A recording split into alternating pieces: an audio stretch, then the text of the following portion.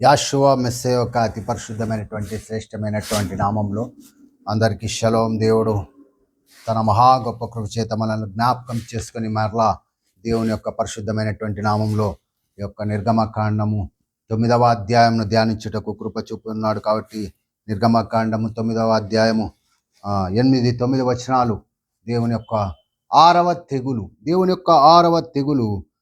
నిర్గమకాండము 9వ అధ్యాయం 8వ వచనంలో, కాగా యెహోవా మీరు మీ పిడికల నిండా ఆవపు బుగ్గి తీసుకునుడి, మోషే ఫరో కన్నులెదుట ఆకాశం వైపు దాన్ని చల్లవలెను. అప్పుడు అది ఐగుప్తు దేశమంతటా సన్నపు ధూళి అయి ఐగుప్తు దేశమంతటా మనుషుల మీదను జంతువుల మీదను పొక్కు దద్దుర్లగునని మోషే అహరోనులకు తెలియచెప్పారు. అవును ప్రియమైనటువంటి వర్లారా, మోషే అహరోనులకు దేవుడు సెలవిచ్చినటువంటి మాట, మీరు ఆవపు బుగ్గిని తీసుకొని మీరు గాలిలోకి చల్లుడి, అప్పుడు ఐగుప్తు దేశమందంతటా సకల మనుష్యుల మీదను సకల జంతువుల మీదను అవి దద్దుర్లుగాను, అవి మంట పుట్టేటువంటి వ్యాధులుగాను, అవి పొక్కులుగాను వారి మీద ఉంటాయని చెప్పేసి మోషే అహరోనులకు దేవుడు సెలవిస్తున్నాడు. ప్రియమైనటువంటి వర్లారా, ఎందుకు ఆ యొక్క బూడిదను తీసుకొని గాలిలోకి చల్లమన్నాడు? ఆకాశం వైపు ఎందుకు దాన్ని చల్లమన్నాడు? దేవుడు చెప్పినటువంటి మాటను మోషే అహరోనులు ఆవపు బుగ్గిని తీసుకొని వారు గాలిలోకి చల్లినప్పుడు ఆ ఆవపు బుగ్గి ఐగుప్తు దేశమందంతటా ఉన్నటువంటి ఆ యొక్క ప్రజల మీదను, తర్వాత ఆ యొక్క జంతువుల మీదను అవి దద్దుర్లుగాను పొక్కులుగాను వారిని ఎంతగానో బాధించాయి. అవును ప్రియమైనటువంటి వారులారా, ఇది దేవుని యొక్క 6వ తెగులు, మహా గొప్ప తీర్పు. హెచ్చరిక లేకుండా దేవుడు తీర్పు తీరుస్తున్నాడు. ముందుగా హెచ్చరించాడు ఫరోను, హెచ్చరించాడు దేవుడు, ఐగుప్తులను హెచ్చరించాడు. కానీ ఈ తీర్పు 6వ తెగులు హెచ్చరిక లేకుండా, మోషే నువ్వు వెళ్ళు, ఆవపు బుగ్గిని తీసుకొని ఫరో ఎదుట గాలిలోనికి ఆకాశం వైపు చల్లుము, ఆ ఐగుప్తు దేశమందంతటా వారు బాధింపబడతారు ఈ యొక్క తెగులు చేత అని దేవుడు మోషే అహరోనులకు తెలియచెప్పాడు. ప్రియమైనటువంటి వారులారా, ఎందుకు ఆవపు బుగ్గిని తీసుకొని ఆయన ఆకాశం వైపు చల్లమన్నాడు దేవుడు? ప్రియమైనటువంటి వారులారా, మనం బహు జాగ్రత్తగా ధ్యానించినట్లయితే ఈ యొక్క లేఖనంలో ఇశ్రాయేలీలు 430 సంవత్సరాలు ఆ యొక్క ఇనుప కొలిమి దగ్గర, ఇటుకలను కాల్చేటువంటి ఆ యొక్క బట్టి దగ్గర వారు ఎంతో వేదనను అనుభవించారు. ఇనుప కొలిమి, ఆ యొక్క కొలిమి దగ్గర వారు కట్టినటువంటి పట్టణములు రామసేసు, పీతోము అనేటువంటి ఆ యొక్క పట్టణాలను వారు కట్టిరి అని లేఖనము సెలవిస్తున్నది. 430 సంవత్సరాలు ఇశ్రాయేలీలు ఐగుప్తు యొక్క దాస్యంలో, కఠిన దాస్యంలో ఇటుకలను చేసి ఆ యొక్క ఇటుకలను కాల్చేటువంటి ఆ యొక్క పనిలో వారు 400 సంవత్సరాలు వారిని బాధించారు ఐగుప్తులు. ఏదైతే వారు బాధించారో ఆ శిక్షను దేవుడు ఐగుప్తుల మీదకి పంపించాడు.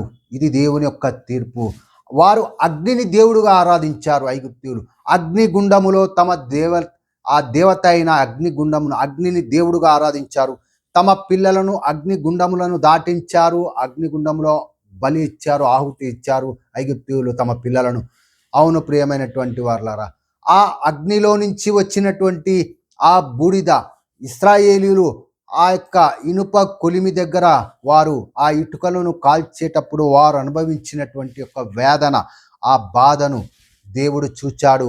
కాబట్టి అటువంటి వేదన, అటువంటి బాధను ఐగుప్తీయుల మీదకి తెగులుగా రప్పిస్తున్నాడు. అందుకనే ఆవపు బుగ్గి తీసుకొని ఆ బూడిదను తీసుకొని నీవు ఆకాశం వైపు చల్లుము మోషే అని దేవుడు మోషేకు సెలవిచ్చాడు. దేవుడు మోషేకు సెలవిచ్చినటువంటి ప్రకారం మోషే అహరోనులు ఫరో యొక్క సన్నిధికి వెళ్ళి మోషే అహరోనులు ఆ ఆవపు బుగ్గిని తీసుకొని ఆ గాలిలో చల్లినప్పుడు అది ఐగుప్తు దేశమందంతటా బహు బాధాకరమైనటువంటి కురుపులు, దద్దుర్లు వారి శరీరముల పైన నిలిచి ఉన్నది. ప్రియమైనటువంటి వారులారా, ఎందుకు గాలిలోకి చల్లాడు దేవుడు? ఆవపు బుగ్గి తీసుకున్నాము. ఆ ఇనుప కొలిమి దగ్గర 430 సంవత్సరాలు కఠిన దాస్యం చేశారు వాళ్ళు. కాబట్టి ఆ యొక్క దాస్యమునకు సాదృశ్యముగా, ఆ బూడిదకు సాదృశ్యముగా ఆ బూడిదను తీసుకొని ఆ యొక్క ఇశ్రాయేలీయులు ముందస్తు హెచ్చరిక లేకుండా దేవుడు మోషే అహరోనులను పంపిస్తూ ఉన్నాడు. ఆవపు బూడిద ఆ ఇటుకలు కాల్చేటువంటి కొలిమిని సూచిస్తుంది. ఐగుప్తీయులు ఇశ్రాయేలీయులను ఇటుకల పనిలో 430 సంవత్సరాలు హింసించారు.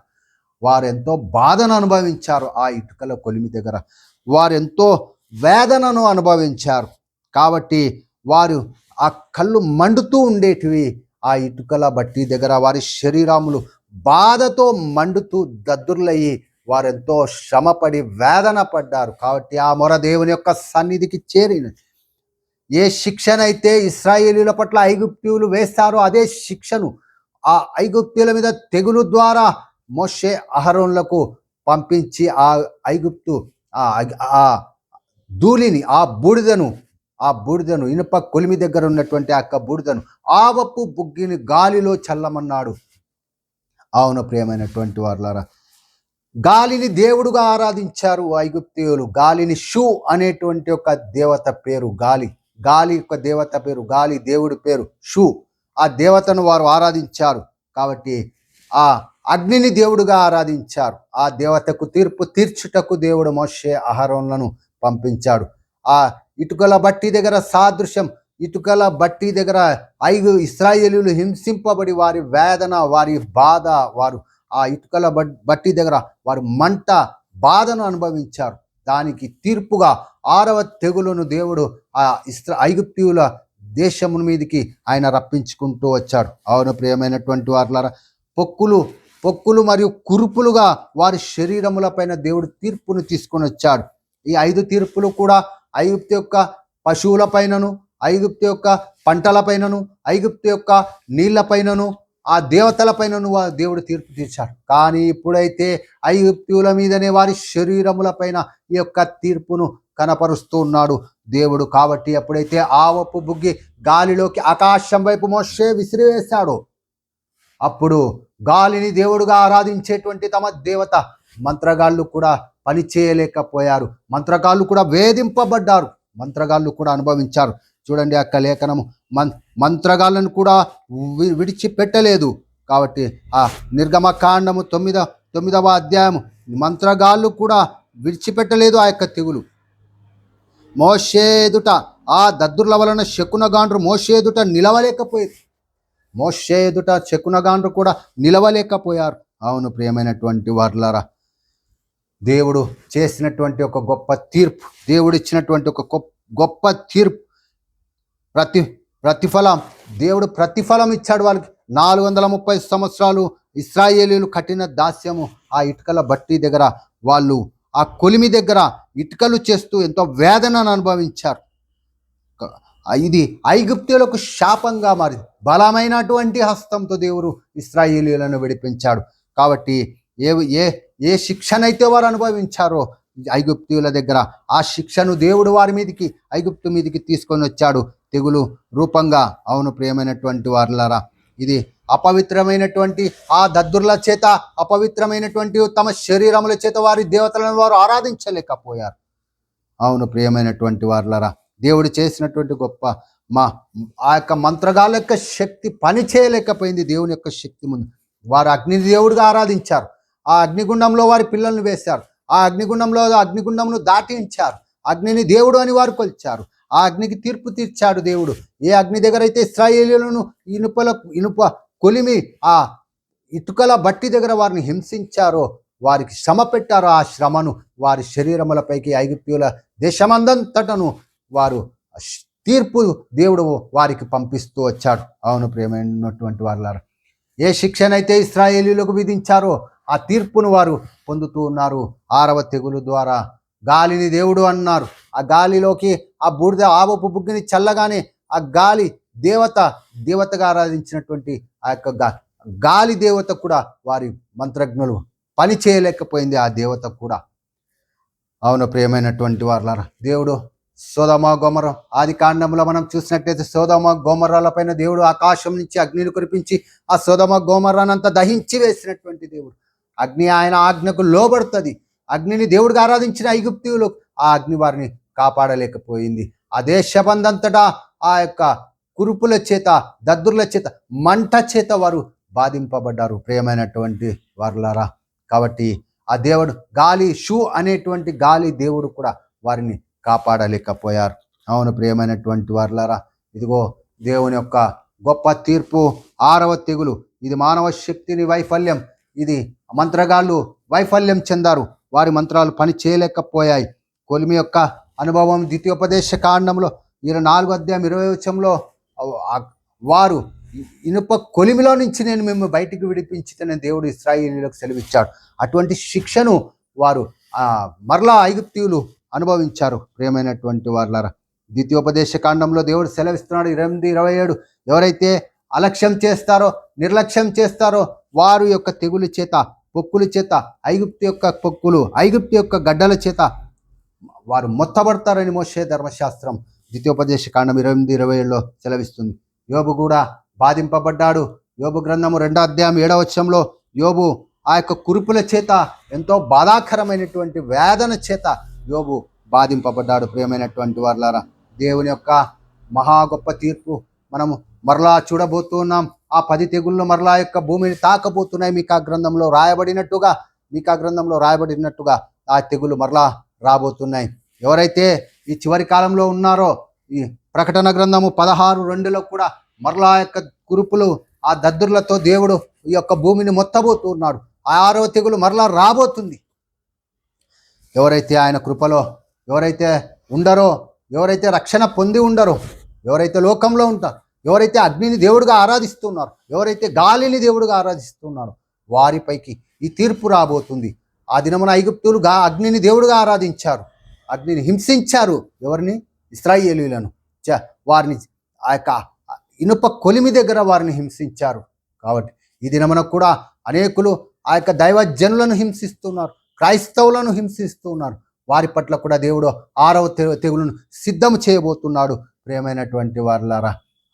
ఎవరైతే హింసించారో వారికి ఈ యొక్క 6వ తెగులు మరలా రాబోతుంది. ఆ దినమున 430 సంవత్సరాలు కఠిన దాస్యము ఇనుప కొలిమి దగ్గర ఎంతో వేదనను బాధింపబడ్డారు ఇశ్రాయేలీయులు. ఈ దినమున కూడా ఎవరైతే ఆ యొక్క ప్రకటన గ్రంథము 16వ అధ్యాయం 2వ వచనంలో మరలా యొక్క భూమి మీదికి ఆ దూత తెగుళ్ళు వేసినప్పుడు పొక్కులతో, దద్దుర్లతో కూడినటువంటి ఆ యొక్క తెగులు భూమి భయంకరమైనటువంటి చెడ్డ కురుపుల చేత బాధింపబడుటకు దేవుడు తన ఉగ్రత పాత్రల నుంచి ఆయన తన ఉగ్రతను కుమ్మరించబోతున్నాడు. అవును ప్రియమైనటువంటి వారులారా, ఆకాశం వైపు చల్లినప్పుడు అది ధూళిగా మారి దేశమందంతటా వ్యాపించింది. మోషే చేతిలో నుంచి ఆ యొక్క ఇనుప కొలిమి దగ్గర ఉన్నటువంటి ఆ యొక్క ధూళిని ఆకాశం వైపు చల్లినప్పుడు అది దేశమందంతటా వ్యాపించి దేవుడు ఆ యొక్క ధూళిని కూడా, ఆ బూడిదను కూడా దేవుడు గొప్ప ఆయుధంగా ఆయన తెగులుగా మార్చగలిగేటువంటి సర్వశక్తి గల దేవుడు. అవును ప్రియమైనటువంటి వారులారా, ఫరోకు ఐగుప్తీయులకు పశ్చాత్తాపం లేనటువంటి హృదయం చూస్తూ ఉన్నాం ఇక్కడ ఈ వచనంలో. పశ్చాత్తాపం లేనటువంటి ఫరో తన హృదయం కఠినపరుచుకున్నాడు. అందుకు ఆ 6వ తెగులు హెచ్చరిక లేకుండా వచ్చింది. ఐగుప్తీయులు కఠినం దేవుడు 5వ తెగుల్లోనే చెప్పుకుంటూ వచ్చాడు. ఇదిగో ఒక దినమును వారు నిర్ణయించారు, వారు ఒక దినమును వారిని హెచ్చరించు, వారు మారు మనసు మారుతారేమో, కానీ వారు మారలేదు. అందుకే హెచ్చరిక లేకుండా యొక్క 6వ తెగులు వారి పైనకు వచ్చింది. అవును ప్రియమైనటువంటి వారులారా, ఇదే ఐగుప్తు యొక్క కర్మఫలం ఇశ్రాయేలీయులకు చేసినటువంటి ఆ యొక్క ఇనుప కొలిమి వద్ద రాత్రింబగళ్ళు కష్టపడ్డారు వాళ్ళు. ఆ కొలిమి బూడిద వారి కళ్ళలో పడి, ఒంటిలో పడి ఎంతో బాధ వేదనను అనుభవించారు. అటువంటి స్థితిని మరలా ఐగుప్తీయులు అనుభవించారు. ఈ దినమున కూడా దేవుడు ఆ స్థితిని తీసుకొని రాబోతున్నాడు. ఎవరైతే అగ్నిని దేవుడిగా ఆరాధిస్తారో, అగ్నిని చేసిన వాడు ఆయన సర్వశక్తి గల దేవుడు. సొదొమ గొమొర్రా పట్టణాలను ఆకాశం నుంచి అగ్ని దిగి దహించి వేసి బూడిదగా మార్చింది. అవును ప్రియమైనటువంటి వారులారా, గాలి దేవుడని వారు ఆరాధించారు. ఆయన ఊపిరి చేత ఎర్ర సముద్రము పాయలుగా విభజింపబడి ఆరిన నేలపైన ఇశ్రాయేలు నడుచుకుంటూ వెళ్ళారు. గాలిని చేసినటువంటి దేవుడు, అగ్నిని చేసినటువంటి దేవుడు ఆయన ఇశ్రాయేలీయుల దేవుడు. కానీ వారి దేవతలను ప్రేమించారు. వారి దేవతలు వారిని రక్షింపలేకపోయాయి, వారి మంత్రజ్ఞులు వారిని రక్షింపలేకపోయారు. ప్రియమైనటువంటి వారులారా, మనము ఎలాగైతే ఐగుప్తీయులు ఇశ్రాయేలీయులకు చేసినటువంటి ఆ యొక్క కఠిన శ్రమ వారు శ్రమపరిచారో ఆ శ్రమను ఈ దినమున వారు తెగులు రూపంగా వారు అనుభవిస్తూ వస్తున్నారు. అది శిక్షగా వారికి మారింది. అవును ప్రియమైనటువంటి వారులారా, ఐగుప్తులు తమ మంత్రాలను వైద్య విద్యను నమ్ముకున్నారు. కానీ దేవుడి తీర్పు ముందు వారి యొక్క మంత్రాలు ఏవి కూడా పని చేయలేకపోయాయి. అపవిత్రత చేత వారు తమ దేవతల యొద్దకు వెళ్ళలేదు. అపవిత్రత చేత వారు బాధింపబడ్డారు. అవును ప్రియమైనటువంటి వారులారా, ఈ దినమున మనము కూడా ఒకవేళ ఆ యొక్క 6వ తెగులును అనుభవించుటకు లోకము సిద్ధముగా ఉన్నది. మనము దేవుని యొక్క రక్షణలోకి మనం ఉన్నామా లేదా పరిశీలించుకోవాలి. అవును ప్రియమైన దేవుడు తన ప్రజల పక్షాన ఉండేటువంటి దేవుడు అనే లేఖనము సెలవిస్తున్నది. దేవుడు తన ప్రజల పక్షాన ఉన్నటువంటి దేవుడు. అవును, నిర్గమకాండం 9వ అధ్యాయం 9వ వచనంలో మనుష్యుల మీద కురుపులు వచ్చినట్టు ప్రకటనలో కూడా ఆ యొక్క మృగం యొక్క ముద్ర వేయించుకున్నటువంటి ఆ సకల జనులపైన ఆ భయంకరమైనటువంటి చెడ్డ కురుపులు రాబోతున్నాయని లేఖనం సెలవిస్తున్నది. దేవుడు తన అధికారాన్ని ఎవరైతే దేవుడి యొక్క అధికారాన్ని ఎదిరిస్తారో, దేవుని యొక్క దైవజనులను హింసిస్తారో వారికి యొక్క తీర్పు రాబోతుందని దేవుడు తన ప్రజలను కాపాడేటువంటి దేవుడని దేవుడు సెలవిస్తూ వస్తూ ఉన్నాడు. అవును ప్రియమైనటువంటి వారులారా, ఇదిగో 1 పేతురు 4వ అధ్యాయం 12వ వచనంలో మిమ్మల్ని శోధించుటకు మీకు కలుగుచున్న అగ్ని వంటి మహాశ్రమ. మనము ఈ దినమున క్రైస్తవులు ఎన్నో శ్రమలు అనుభవిస్తూ ఉన్నారు. ఆ దినమున ఐగుప్తులు 430 సంవత్సరాలు శ్రమను అనుభవించారు. ఈ దినమున అగ్ని వంటి మహాశ్రమను గురించి చెప్పబడింది. ఐగుప్తులకు ఆ కొలిమి బూడిద తీర్పుగా మరి. అవును ప్రియమైనటువంటి వారులారా, ఈ దినమున మన యొక్క విశ్వాసమును శ్రమల ద్వారా మనము ఆ యొక్క మన పరిశుద్ధతను కాపాడుకొని దేవుని ఎదుట ఆ విశ్వాసంలో మనము నిలకడగా ఉన్నామా? దేవుని యొక్క ఆశీర్వాదం. ఆ దినమున గోషేను దేశంలో వారు రక్షింపబడ్డారు. ఐగుప్తు తెగులు దద్దుర్లు ఆబపు బుగ్గి వారిని శిక్షించినా కూడా ఇశ్రాయేలీయులకు ఎటువంటి శిక్ష కూడా విధింపబడలేదు. అవును ప్రియమైనటువంటి వారులారా, అపోస్తలుడైన పౌలు కూడా ఈ విషయాన్నే మంత్రగాళ్ళు ఏదైతే చేశారో కొత్త నిబంధనలో కూడా ఎంబ్రే అని వారు మోషేను ఎదిరించినట్టు వీరు కొత్త నిబంధనలో కూడా అనేకులైనటువంటి అబద్ధ ప్రవక్తలు, అబద్ధ మంత్రకాళ్ళు కూడా వాళ్ళు కూడా బయలుదేరారని అపోస్తలుడైనటువంటి పౌలు కూడా రాసుకుంటూ వస్తున్నాడు. అవును ప్రియమైనటువంటి వారులారా, శరీరం పైనటువంటి కురుపులు వారు శిక్షను అనుభవించారు. పాపపు యొక్క శిక్ష నుండి విడుదల మనం పొంది ఉన్నాం. అంత్యకాలంలో మనం కృత నిబంధనలో ఉన్నాం కాబట్టి ఐగుప్తులు దోష శిక్షను వారు పొందారు. మనం యాషువాను అంగీకరించినటువంటి వారం ఆ శిక్ష నుంచి మనం విడుదలను పొందాము. ఇది ఫరో యొక్క కఠిన హృదయమును మనం విడిచిపెట్టాలి. ఐగుప్తు దేశంలో వారు కఠినమైనటువంటి అవిశ్వాసం, పశ్చాత్తాపం లేనటువంటి వారి హృదయాలు అవి చూసి మనం నేర్చుకోవాలి.